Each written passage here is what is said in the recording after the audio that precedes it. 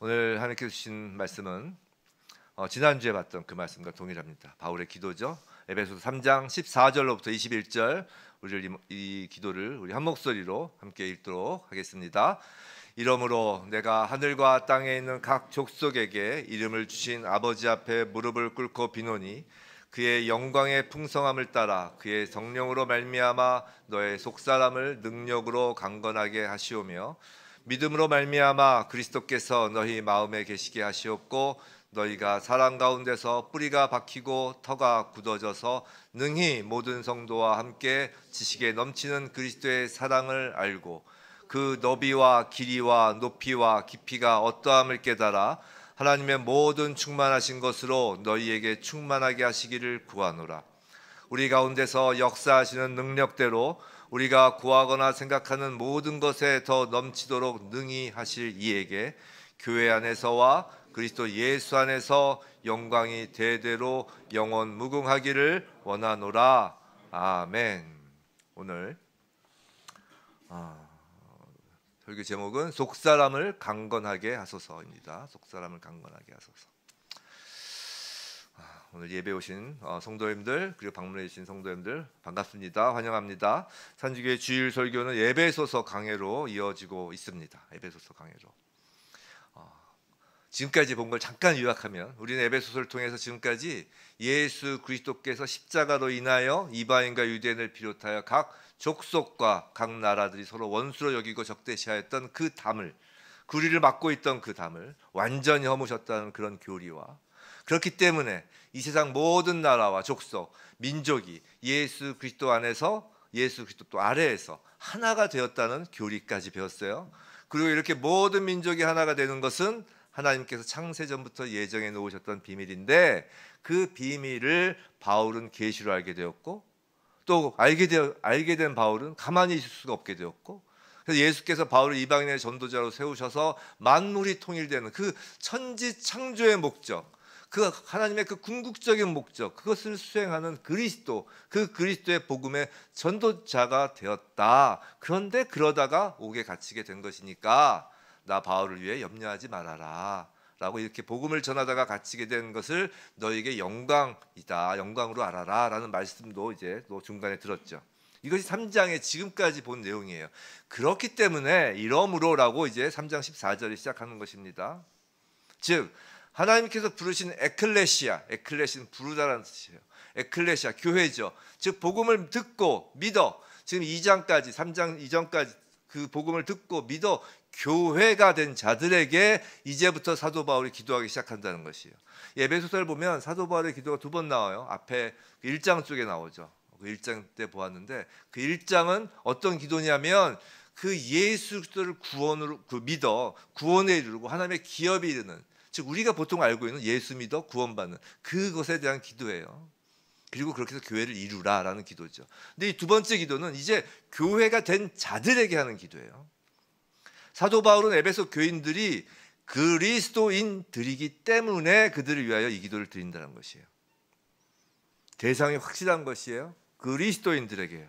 그리고 교회를 향한 기도예요. 그리고 그 기도의 서문에 해당하는 3장 14절 15절을 지난주에 우리는 살펴보았죠. 뭐였죠? 지난주 설교 제목이, 내용은 기억 안 나도 제목이라도 무릎을 꿇고 기도하라였어요. 무릎을 꿇고 기도하라. 그 제목으로 하나님의 나라를 먼저 구하는 것, 즉 하나님의 나라가 뭐라고 그랬죠? 하나님의 통치라고 했어요. 하나님의 통치가 온전히 교회에 임하는 것을 구하는 것이 기도의 기초이고 신앙인 그리스도인의 기본이라고 배웠어요.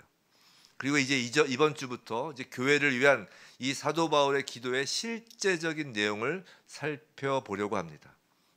이 기도는 교회인 우리라면, 그리스도인이라면 반드시 하여야 할 기도이고 또 반드시 이루어질 기도라는 것이에요. 그래야 담대함을 가지고 드릴 수 있다는 것이죠. 이것이 하나님의 의에 관한 기도이기 때문이에요. 이제부터 이제 실제적인 내용은 지난주에 이제 하나님 나라에 대하여 배웠다면, 이제 하나님의 의에 관한 기도를 이제 이번 주부터 보는 것입니다. 자, 그 기도의 내용은, 그 하나님의 의에 관한 그 기도의 내용은 단순히 우리가 그냥 추상적으로 뭐 이랬으면 좋겠다 그 정도가 아니에요. 교회를 이루는 그리스도인이 경험할 수 있는 최상의 풍요함에 관한 기도입니다. 최고의 수준에 이르도록 하는 기도예요.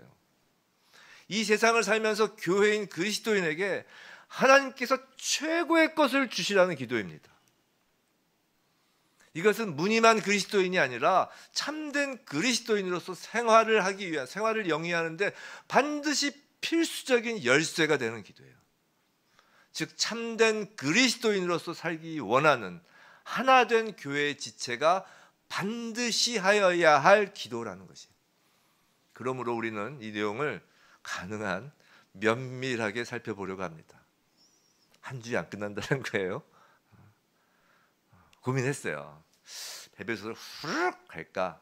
아니면 중요한 부분 좀 짧은 본문이라도 짧게 갈까? 근데 적어도 바울의 이 두 번째 기도만큼은 우리가 정말 면밀하게 살펴보자고요. 그래서 정말 이 기도만큼은, 그 기도의 내용만큼은 우리가 완전히 암기하고 있자고요. 숙지하고 있자고, 가슴에 새기자고요. 그래서 우리가 기도하자, 또 같이 모여서 함께 합심 기도하자, 아니면 누군가를 내 골방에서 기도를 하자, 교회를 위해서 기도하자 할 때는 이게 후루룩 나올 수 있게 기도하자고요. 자, 사도 바울의 교회를 위한 기도의 내용, 그의 의를 이루시는 그 기도의 내용은 크게 네 가지입니다. 16절부터 19절인데 다시 한번 띄워줘 보세요. 띄워놓고서 이제 보세요. 16절부터 19절인데 네 가지라고 했어요. 첫 번째, 이제 자신의 성경책을 갖고 계시면 이렇게 자르시면 돼요. 첫 번째는 그의 영광의 풍성함을 따라 그의 성령으로 말미암아 너희 속사람을 능력으로 강건하게 하시오며, 이게 첫 번째예요. 자, 두 번째 기도의 내용은 믿음으로 말미암아 그리스도께서 너희 마음에 계시게 하시옵고, 이게 믿음으로, 이게 두 번째 기도의 내용입니다. 끊고 또 세 번째, 너희가 사랑 가운데서 뿌리가 박히고 터가 굳어져서 능히 모든 성도와 함께 지식에 넘치는 그리스도의 사랑을 알고, 그래서 끊고, 이게 세 번째죠. 마지막 네 번째, 그 너비와 길이와 높이와 깊이가 어떠함을 깨달아 하나님의 모든 충만하신 것으로 너희에게 충만하게 하시기를 구하노라입니다. 이 중에서 오늘은 첫 번째 내용만 살펴보겠다는 것이에요. 그래도 매주 이 바울의 기도문 전체를 계속 띄울 것입니다. 그렇게 읽으면서 우리가 익숙하게 하자고요. 자, 그런데 이 기도의 실제적인 내용을 살펴보기 전에 이 기도 내용의 특징을 한번 보자고요. 사도 바울의 기도의 특징은 지금 읽으셨지만, 한번 쭉 눈으로 보셨지만, 그 기도가 오로지 영적이라는 사실이에요. 기도는, 누군가의 기도는 그 사람의 관심이 무엇인지를 알 수 있게 하는 것이에요. 근데 사도 바울은 물질적인 것이 아니라 영적인 것에 관심을 가지고 있다는 것이에요. 한번 생각해 보세요. 만약에 여러분이 지금 바울이라면, 로마 감옥에 갇힌 바울이라면 에베소 교인들을 위하여 어떻게 기도하겠나요? 바울이라고 하니까 잘 실감이 나지 않으시죠? 자, 그럼 지금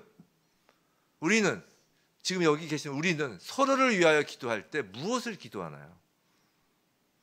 우리는 다른 사람들이, 다른 성도가 공경과 어려움에 처하여 있다는 사실을 알면 그들을 위하여 무엇을 간구하나요? 그걸 한번 생각해 보세요.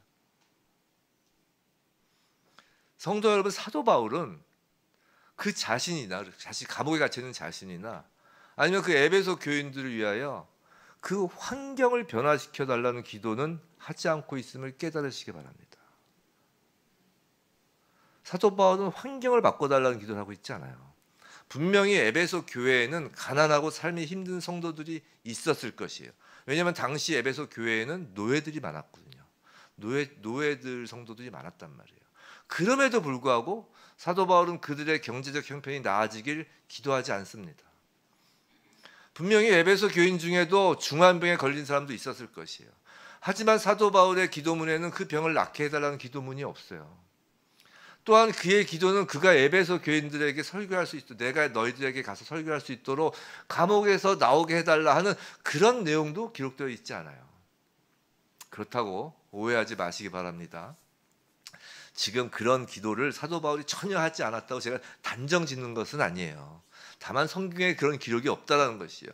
제가 추측컨대, 아니면 제가 원컨대, 사도 바울도 아마 그런 기도를 하였을 것입니다. 그렇길 저는 원해요. 지난주 말씀드렸잖아요. 사도 바울도 우리와 똑같은 성정을 가진 사람이라고요. 사도 바울도 하나님께서 에베소 교인들을 축복하시고 하나님이 그들에게 아무쪼록 좋은 일이 있기를, 즉 물질과 건강과 어떤 나쁜 일이 일어나지 않도록 해주기를 바라는 그 일반적인 기도를 드리기는 했을 거라고요. 그런 일반적인 기도가 지금 나쁘다는 이야기가 아니라 사도 바울도 했을 것이라고요. 하지만 그건 이제 저의 추측일 뿐이고, 확실한 것은 그런 일반적인 기도는 성경에 기록되어 있지 않다는 것이죠. 즉 중요한 건 아니다라는 것이죠. 기도의 핵심은 그런 것이 아니라는 것이에요. 우리의 환경을 바꿔달라는 것은 그다지 중요하지 않은 기도이고, 기도의 핵심도 아니라는 것이에요. 가난한 자에게 재물을 많이 달라고 하는 기도나, 병들어 이제 누워있는 자들의 그 병을 낫게 해달라는 기도 하면 안 된다는 것이 아니라 그다지 중요하지 않은 기도라는 것이에요. 왜냐하면 성경에서 제시하는 문제 해결 방법은 그런 것이 아니기 때문이에요. 성경에서 제시하는 문제의 방법은 가난한 자를 부유하게 하는 것이 아니고 병든 자를 낫게 하는 것이 아니기 때문이에요. 그래서 사도 바울의 기도 내용, 성경에 기록된 그 기도 내용도 그런 것이 아닌 거라고요. 성도 여러분, 기독교의 특징 중에 하나가, 기독교는 매우 현실주의적인 특징을 갖고 있어요. 그리고 기독교가 막연히 추상적이거나 막연히 뜬구름 잡는 게 아니에요. 기독교만큼 현실주의적인 그 종교가 없어요. 우리는 종교라고 안 하죠. 신앙이라고 하는데, 하여튼 현실주의적인 특징을 갖고 있다고요. 성경은 성도의 삶에 관한 문제에 대하여 결코 가볍게 여기지 않아요. 가난한 것을 가볍게 여겨서, 병든 것을 가볍게 여겨서 기도를 안 한다, 그게 아니라고요. 가볍게 여기지 않아요, 삶의 문제에 대해서. 오히려 성경은 매우 정직하게 성도의 삶에 관한 문제들을 바라보고 접근해요. 이런 거예요. 자, 누군가에게 생각지도 못했던 고난이 닥쳤다고 합시다. 그럴 때 성경은 모든 것이 잘 될 거야, 결코 최악의 상태가 아니야, 더 나빠지지 않을 거야, 최악의 상태는 발생하지 않을 거야 라는 신념을 주지 않아요. 그 성도의 상태를 관찰하여 보고 생각했던 것보다는 그렇게 나쁘지 않아, 다 잘 될 거야 라고 위안을 갖게 해주지 않는다고요. 우리가 공경을 처해 있을 때 우리를 도와주려는 이 세상에서의 방법은 보통 뭐예요? 괜찮아, 어깨 툭툭툭 괜찮아, 다 잘 될 거야 라고 격려해 주는 것이지만, 성경은 그런 식으로 결코 어떤 문제나 어려움을 극소화시키려고 하지 않는다고요. 삶에서 겪는 문제나 어려움, 고난에 대하여 그것이 곧 사라질 것이라고 성경은 쉽게 약속하지도 않는다고요. 현실주의야말로 성경의 가장 두드러진 특징이라고요. 이 사실을 알아야 오늘 사도 바울의 기도 내용 첫 번째를 이해할 수 있는 거예요. 성도 여러분, 신약 성경에서는 우리에게 매우 솔직하고 그리고 분명하게 세상에서는 너희가 환난을 당하나라고 한다고요. 다 괜찮아질 거야 툭툭툭 그러지 않아요.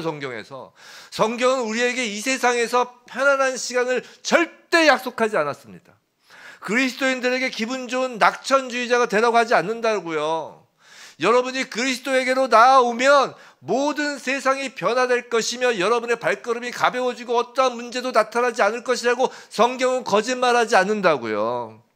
도리어 하나님 나라에 들어가려면 많은 환난을 겪어야 할 것이다. 그리스도를 위하여 너희에게 은혜를 주신 것은 다만 그를 믿을 뿐 아니라 또한 그를 위하여 고난도 받게 하심이라. 무릇 예수 그리스도 안에서 경건하게 살고자 하는 자는 핍박을 받으리라 라고 성경은 말씀한다고요.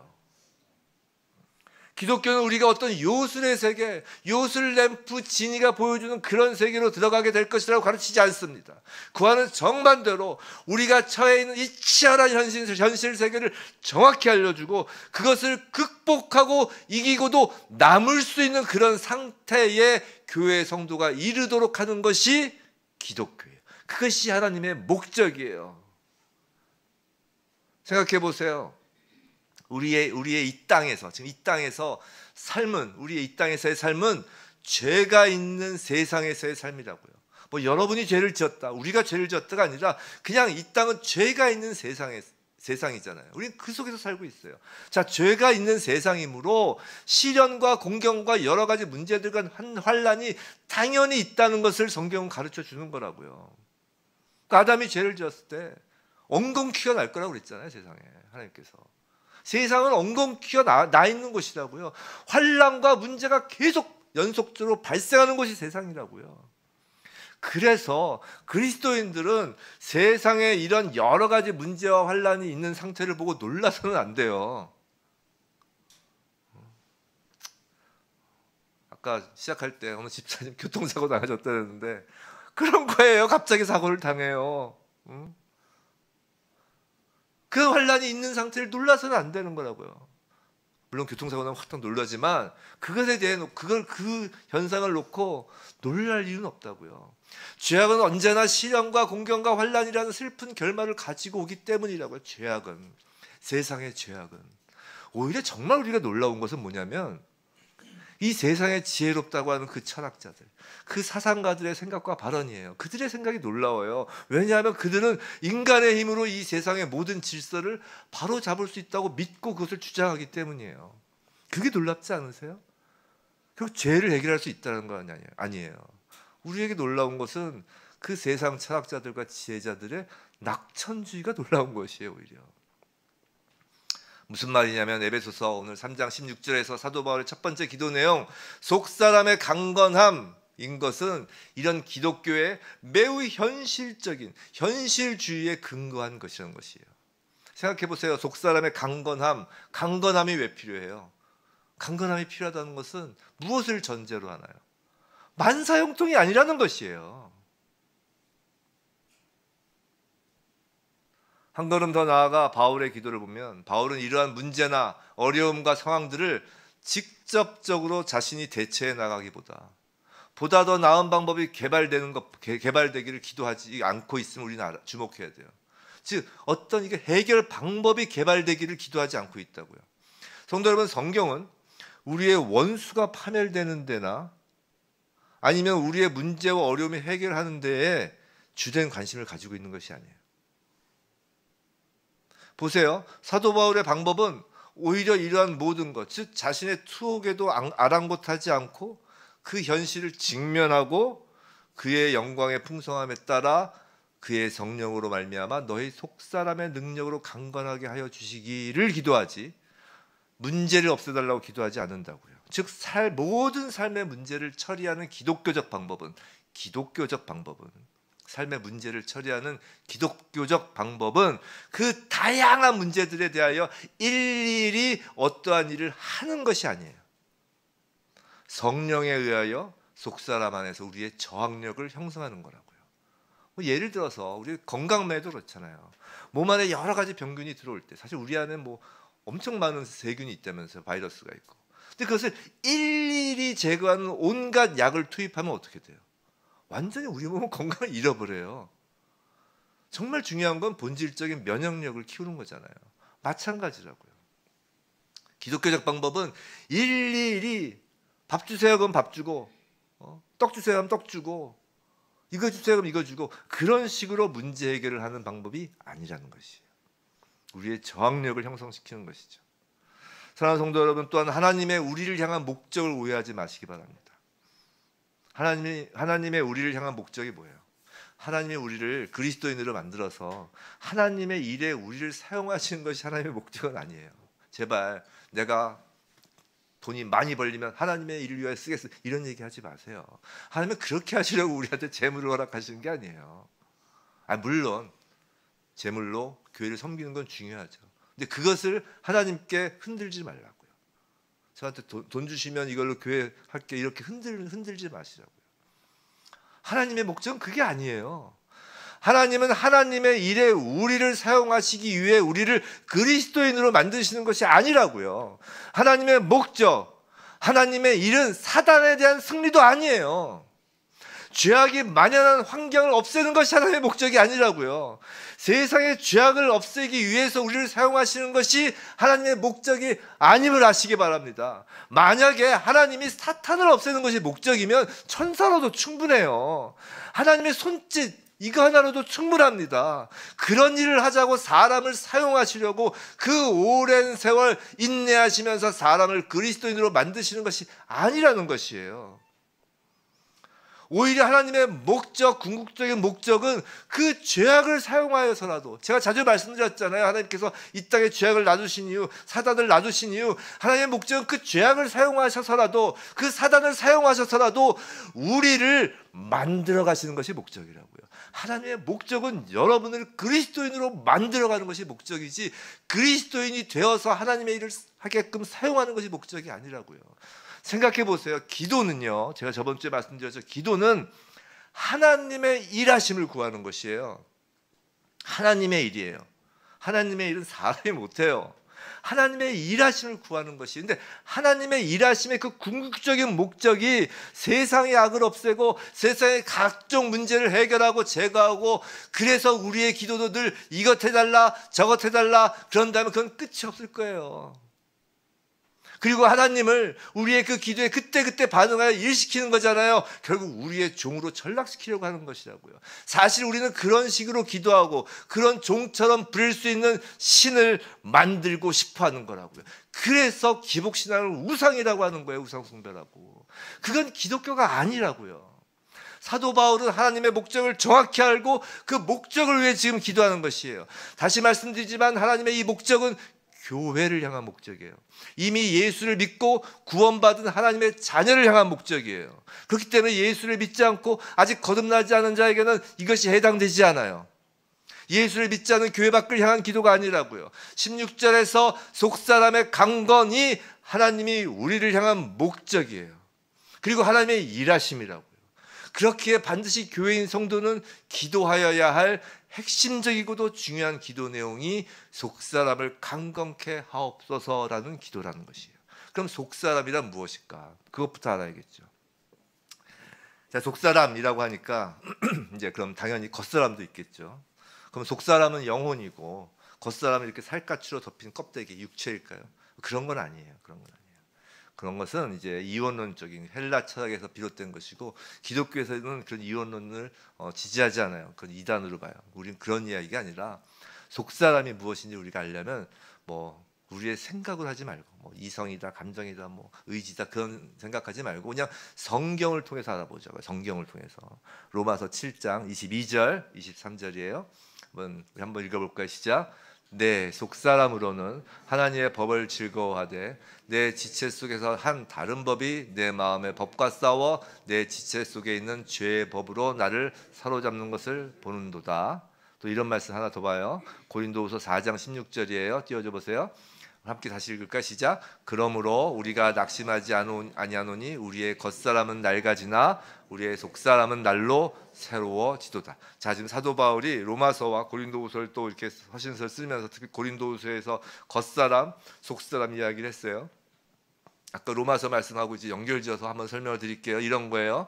자, 사도 바울이 보니까 아까 로마서 말씀 아까 다시 한번 띄워줘 보세요. 7장 22절 23절 보시면서 한번 들어보세요. 자기가 이렇게 보니까, 사도 바울이 보니까 내 안에는, 지금 사도 바울 자기 안에는 지금 속사람과 겉사람 이렇게 두 사람이 존재한다는 것이에요. 아까 고린도후서에서 겉사람은 낡아지나 속사람은 날로 새로워진다 그랬죠. 즉 겉사람이 있고 속사람이 있다는 거예요. 두 사람, 두 인격, 두 전인격이 있다는 거예요. 속사람은, 근데 저 로마서 보세요. 어떤 특징이 있냐면 하나님의 법을 기뻐해요. 즉 하나님께 반응하는 것이 사람이에요. 기쁨으로 반응하는 사람을 속사람이라고 하는 거예요.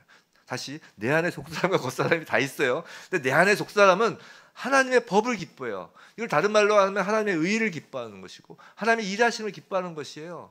즉 하나님께 기쁨으로 반응하는 것이에요. 자, 또 겉사람이 있어요. 근데 겉사람은 뭐냐면 하나님의 법이 아니라 뭐라고요? 죄의 법에 사로잡혀서, 죄의 법에 사로잡히면 뭐예요? 하나님께 반응하지도 않고 오히려 죄에 반응하는 또 겉사람이 또 있다는 것이에요. 성도 여러분, 속사람은, 이제 내려주세요. 속사람은 정신력이 아니에요. 뭐 강한 의지, 정신 승리를 하는 것이 속사람이 아니라고. 그래서 속사람을 강건하게 해주셨어 해가지고 나의 의지와 뭐 나의 정신을 강하게 해주, 이런 뜻이 아니라고요. 제가 자주 말씀드리잖아요. 기독교는 정신 승리하는 데가 아니라고요. 긍정의 힘이 아니라고요. 믿습니다. 그러니까 저절로 믿어줘, 그런 게 아니라고요. 이 속사람은 믿음도 아니에요. 만약 믿음이면 사도 바울은 믿음을 강건하게 해주시길 기도했을 거라고요. 아까 말씀드렸잖아요. 지금 이 기도는 이미 믿은 사람, 이미 예수 그리스도를 믿는 교회 성도를 위한 기도라니까요. 속사람은 하나님의 법을 기뻐하는 사람이에요. 내 안에 있어요. 예수를 믿으면. 속사람은 그래서 하나님과 관계를 맺는 사람이라고요. 즉 하나님이 아니고서는 기쁨도 없고 하나님 없이는 살 수도 없는 사람이 속사람인 거예요. 이제 뭐 양심 이런 의미가 아니라, 반면에 겉사람은 이제 죄의 법에 사로잡힌 사람인데, 죄가 뭐예요? 하나님과 관계가 단절된 것을 우리는 죄라고 하잖아요. 성경에서 정의하는 죄는 하나님과의 단절이잖아요. 즉 하나님이 없어도 살 수 있는 사람이 겉사람이에요. 하나님 없이 사는 것에 익숙한 사람이 겉사람인 거라고요. 근데 이 속사람과 겉사람이 하나의 인격 안에 동시에 존재하는 것이에요. 막 아슈라 백작 같죠. 우리 안에 두 개의 인격체가 있는 거예요. 하지만 정말 다행이고 낙심하지 않을 수 있는 것은, 사도 바울의 고백은 이 겉사람은 낡아지나 속사람은 날로 새로워지기 때문이라는 것이에요. 왜요? 하나님이 일하시기 때문에. 하나님이 그렇게 일을 하신다는 것이에요. 그리고 하나님의 일에는 꼭 뭐가 따라와야 된다고요? 자동으로 그 일을 위하여 우리가 기도하기 때문이라고요.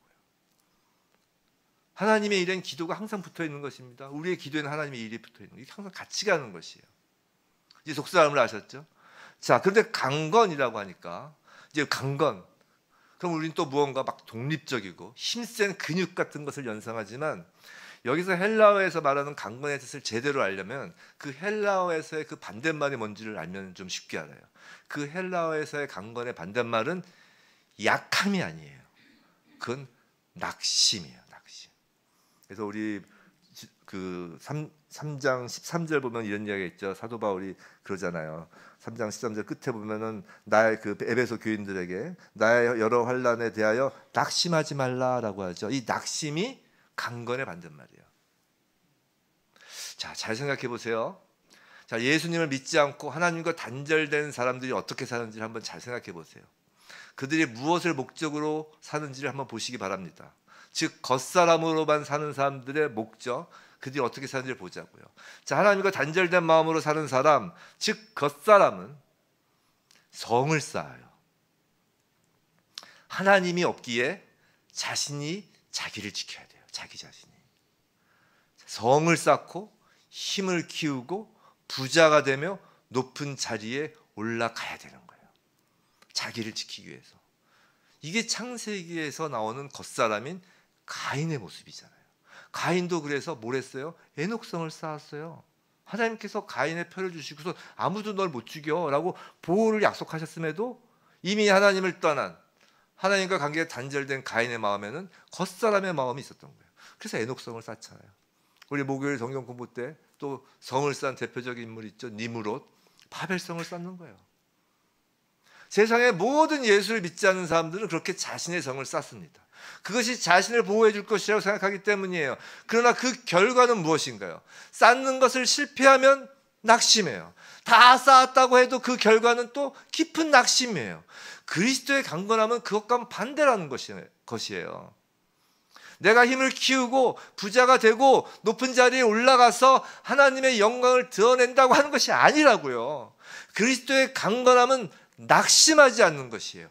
어떤 환경과 상황에도 낙심하지 않고 하나님의 말씀으로 기뻐하고 하나님의 법으로 기뻐하며 하나님으로 인하여 언제나 소망을 가지고 사는 그 강건함이라고요.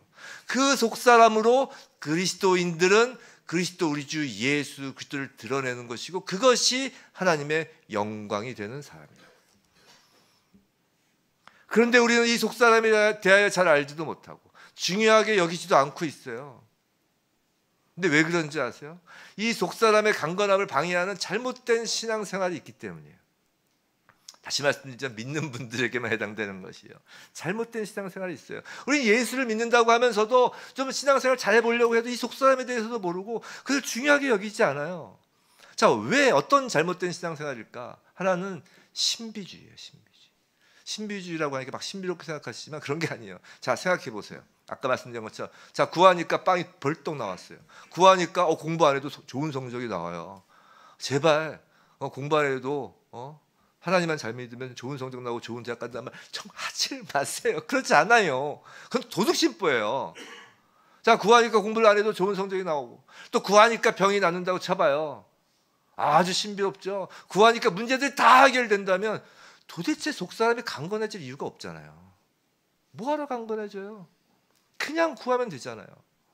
마치 이런 것 같아요. 아기가 울면 젖을 먹여요. 아기가 울면 안아서 둥기둥기합니다. 아기가 울면서 보채면 해달라는 것을 다 해줍니다. 그 아기가 커서 청년이 되고 어른이 되면 되어서도 그렇게 울면 다 해준다고 합시다. 그 아이에게서, 그 어른에게서 강건함이 나올 수 있어요? 없잖아요.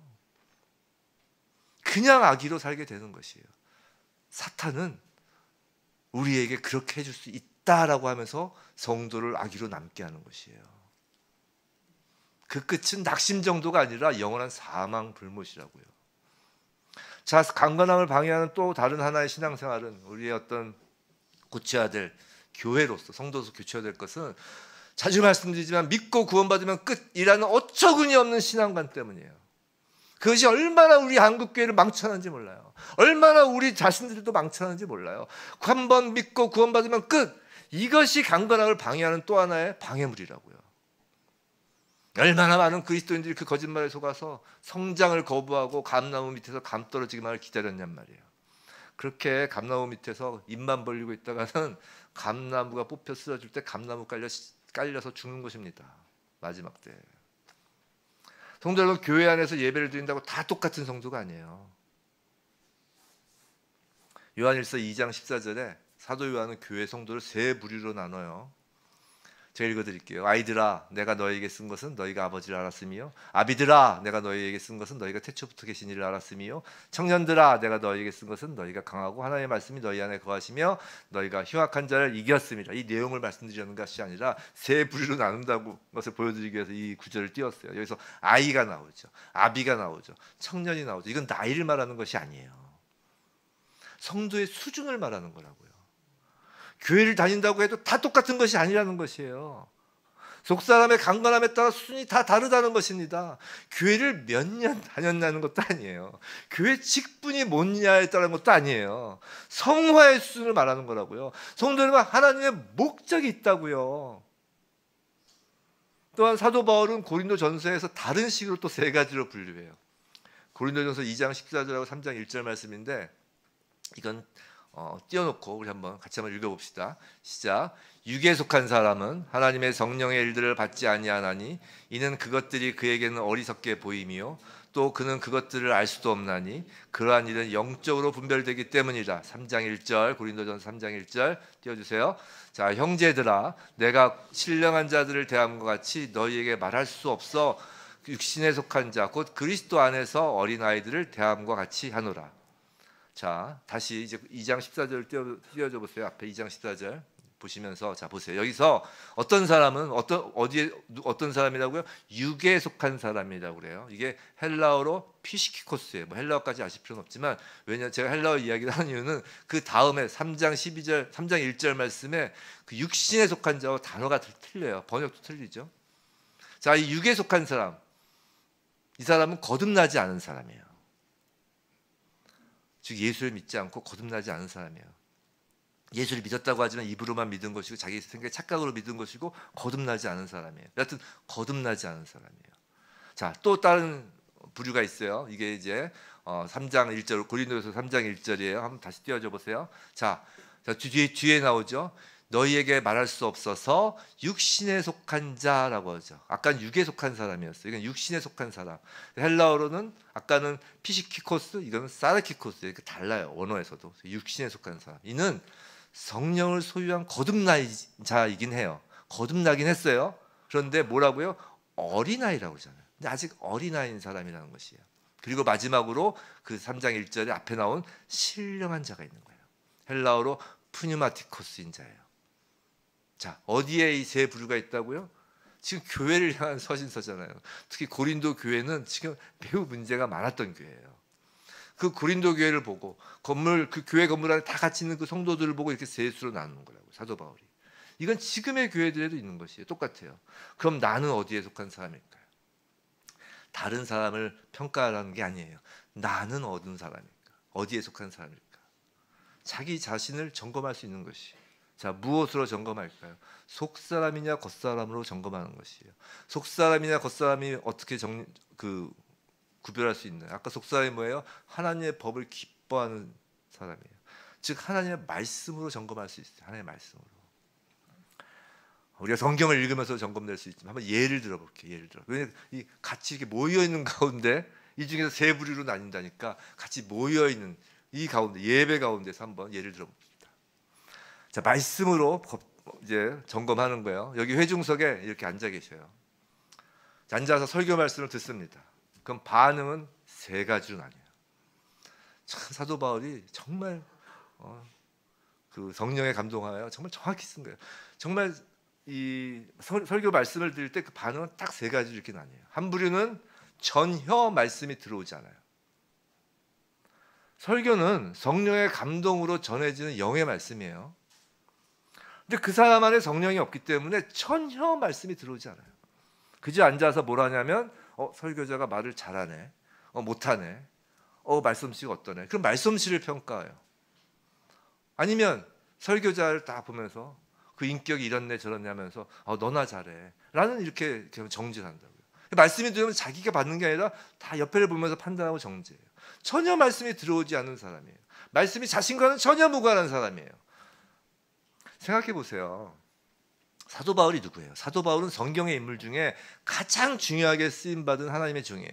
성경의 인물 중에, 예수님은 이제 아니고 성경의 인물 중에 가장 중요한 인물을 꼽으라면 구약에서는 모세, 신약에서는 바울이에요. 근데 신구약을 통틀어서 가장 중요한 인물을 꼽으라면 바울이에요. 그건 대부분의 신학자나 대부분의 설교자들이 인정하는 거예요. 저도 그렇게 생각해요. 사도 바울이 가장 중요한 인물이에요. 가장 중요하게 쓰임받은 하나님의 종이라고요. 그럼 바울의 특징이 무엇이었나요? 바울의 특징. 그는 기독교인을 잡아 죽이던 주홍 글씨가 가슴에 새겨진 사람이에요. 그죠? 말재주가 엄청 없었다고 그래요. 말을 어눌하게 했다고 그래요. 그래서 그가 설교하는데 그 사도행전에 나오잖아요. 얼마나 설교를 재미없게 하고 못하면 2층에서 설교 듣다 졸아서 떨어져 죽는 사람도 있잖아요. 머리도 대머리에다가 도대체 치명적인 육체의 질병도 있어요. 그걸 간질이라고 보통 생각하죠. 여하튼 또 인간적인 통솔력 카리스마도 없어요. 그래서 가는 곳마다 교회를 개척하는데 그 개척한 교회에서 거의 다 쫓겨나듯이 도망쳤다고요. 사도 바울이 말년에 로마 감옥에서 마지막 쓴 디모데서에서는 그렇게 얘기해요. 내 주변에 아무도 없다. 내 주변에 아무도 없다. 주변에 사람이 아무도 안 남았다고요. 카리스마도 없어요. 사도 바울이 중요한 것이 아니라는 것이에요. 사도 바울이 전하는 이 서신서, 사도 바울이 그 사도행전에서 그 설교했던 그 회당에서의 그 설교, 그 사도 바울이 중요한 것이 아니라 말씀을 받을 수 있는 속사람이 있어야 한다는 것이에요. 속사람이 있는 자인지, 있다면 속사람이 얼마나 강건한지가 중요한 거라는 것이에요. 그런데 아예 속사람도 없는 육에 속한 자는 예배당에 앉아 있어도 예배당 안에 있다고 할 수 없다라는 것이에요. 이게 첫 번째 부류. 두 번째 부류, 육신에 속한 어린아기가 있죠. 젖만 먹일 수가 있어요. 사도 바울이 아까 그랬잖아요. 고린도후서에서 젖만 먹인다고. 자, 젖만 먹인다는 게 뭐예요?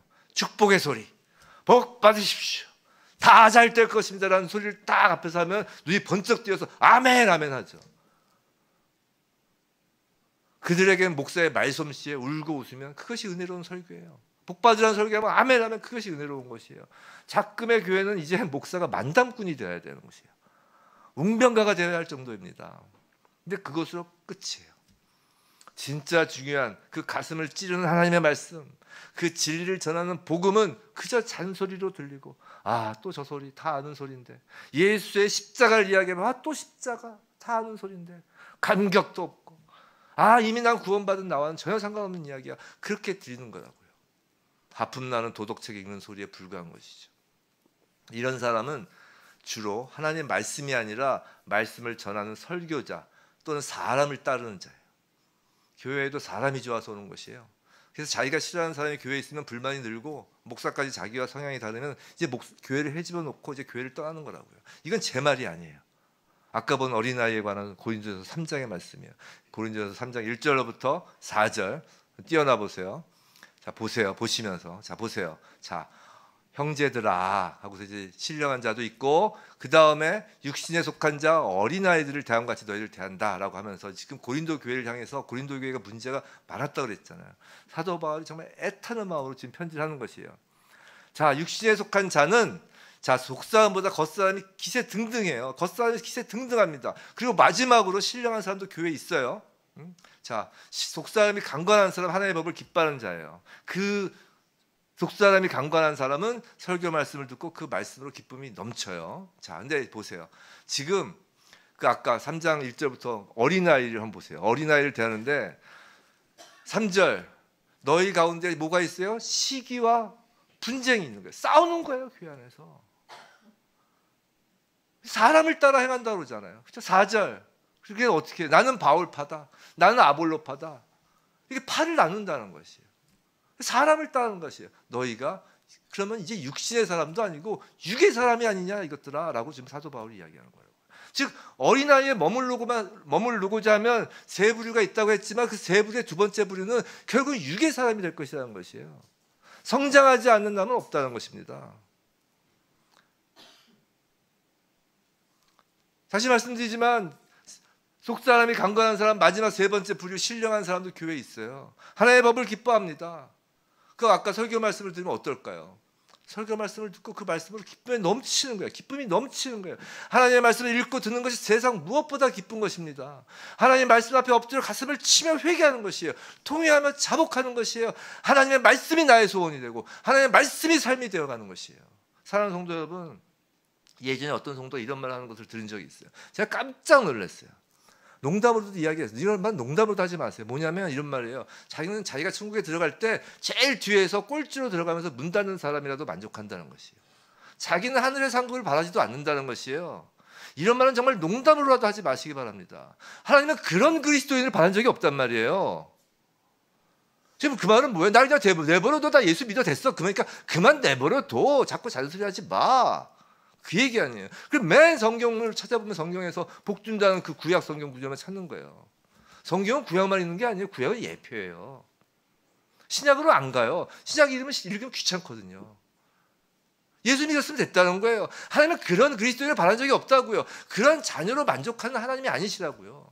하나님은 열매가 없는 나무를 키우고 심으시고 키우시는 농부가 아니라고요. 열매 맺자면 찍어버리시는 하나님이시라고요.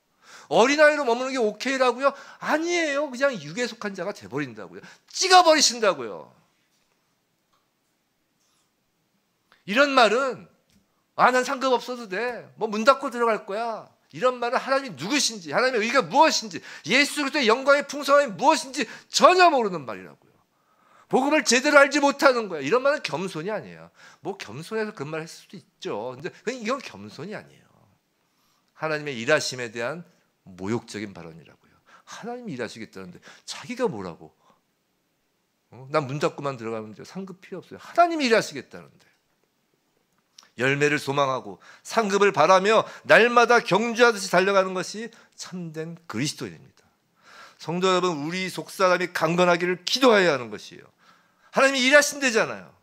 영적으로 자라나야 하는 것이에요. 개인적으로도 그렇고 교회적으로도 그렇습니다. 그리스도의 장성한 분량이 충만한 데까지 이르러야 하는 것이에요. 예수 믿는 것 그래서 어려운 것이에요. 예수 믿는 것이 녹록하지 않은 이유는 그까지 환난 때문이 아니에요. 그까지 고난 때문이 아니에요. 그까지 가난 때문이 아니라 그까지 질병 때문이 아니라고요. 속사람만 강건해지면 되는 것이, 근데 속사람을 강건하게 하는 그것이 우리가 어렵기 때문에 힘들다고 하는 거라고요. 착각하지 마세요. 근데 그 일은 하나님이 하세요. 기도 안 하니까 힘든 거예요. 16절에 보시면 그의 영광의 풍성함을 따라라고 합니다. 자, 이제 첫 번째 그 내용 앞에 붙은 게 뭐냐면 그의 영광의 풍성함을 따라 그의 성령으로 말미암아요. 자, 그럼 어떻게 하면 속사람에 강건하게 할 것인데 그 방법까지 하나님께서 다 제시해 주세요. 그의 영광의 풍성함을 따라 성령으로 말미암아요. 자, 그의 영광이 뭐예요? 하나님의 영광이 뭐예요? 하나님의 영광은 두말할 것 없이 예수 그리스도예요. 하나님의 영광은 오직 예수 그리스도예요. 하나님의 드러나심이라는 뜻이거든요. 영광은 드러나심이에요. 하나님은 무엇으로 드러나시나요? 예수 그리스도로 드러나시죠. 특히 그 영광의 풍성함은 오직 예수 그리스도세요. 그 예수 그리스도를 따라야 한다는 것이에요. 무슨 말이냐면 예수로 충만하게 된다는 것이에요. 예수로 충만해지는 것이 속사람이 강건해지는 것이라고요. 성도 여러분, 속사람의 강건함을 구하는 자에게 반드시 성령이 임하여 예수의 충만함으로 하나님께서 그 일을 이루시는 거라고요. 그렇게 예수 그리스도의 장성한 분량에 충만한 데까지 또 이르게 되는 것이에요. 그 일을 하신다고요. 그것이 하나님의 목적이고 그것이 하나님의 일하심입니다. 하나님이 일하시겠다는데 기도 안 하는 건 그리스도인이 아니에요. 하나님의 목적, 하나님의 일하심을 위해 기도하는 것, 그것이 그의 의를 위하여 기도하는 것이에요. 부디 예수 그리스도를 따라 정말 성령으로 말미암아 예수 그리스도의 그 충만함으로 속사람의 그 능력이 강건하게 하시는 그 하나님의 의, 하나님의 일하심이 그리스도인인 우리 모두에게 그대로 이루어지길 주님의 이름으로 간절히 기도하며 축원합니다.